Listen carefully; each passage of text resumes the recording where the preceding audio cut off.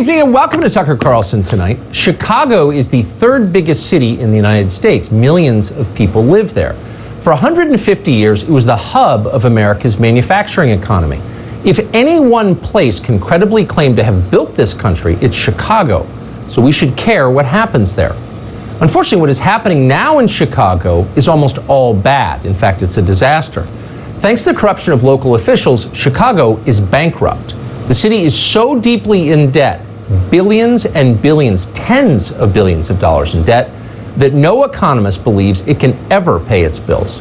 Taxpayers know this. They understand they will be punished for the crimes of their leaders, so they're fleeing the city in record numbers. Those who've stayed behind now worry about getting killed. Just this week, so far, 106 people have been shot in Chicago. Just an hour after last night's show, for example, 6 people were shot in one drive-by shooting on the city's south side. 2 of them died.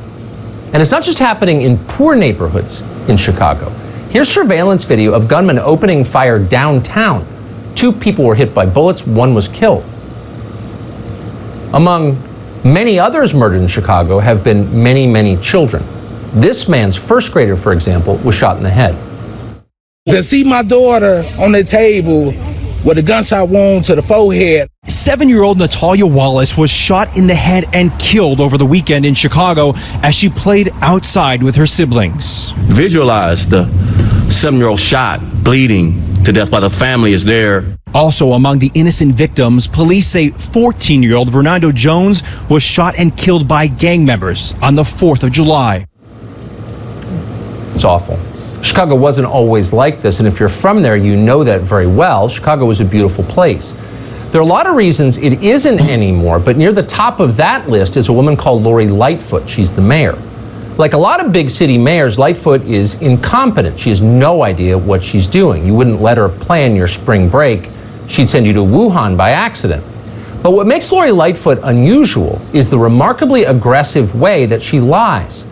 Lightfoot says things that are so implausible they could be part of a comedy routine, but she's not joking. She expects you to believe every word of it. Here she is, for example, blaming violence in Chicago on, of all people, Republicans.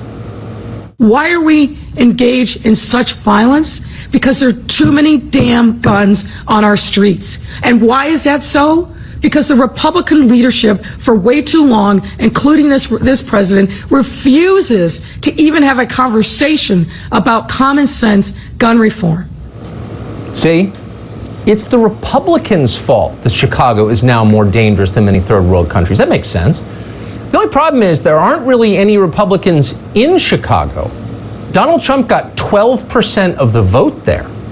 Of the 50 aldermen on Chicago's city council right now, not a single one of them is a Republican, not one. So if you blame Republicans for what's happening in, say, West Texas or at the Villages, you might have a point. But in Chicago, it's absurd. Even Lori Lightfoot seems to know that that excuse just won't work. It's too stupid. So she's moved on to a new excuse. You know why Chicago is circling the drain right now? You know why all those children are getting murdered?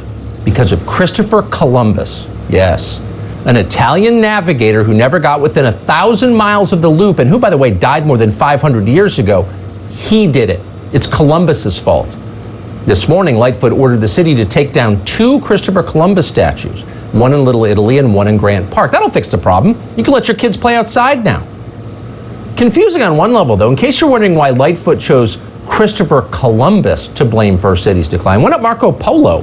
Why not Vasco da Gama? Well, there's a reason. Her constituents demanded it. Not voters or taxpayers. There was never any groundswell of opposition to Christopher Columbus in Chicago. He's not on the list of present concerns for most people there. No. Lightfoot's actual constituents wanted Columbus taken down. Her actual constituents are Antifa. Last week, the mob descended on Grant Park to rip down the Columbus statue.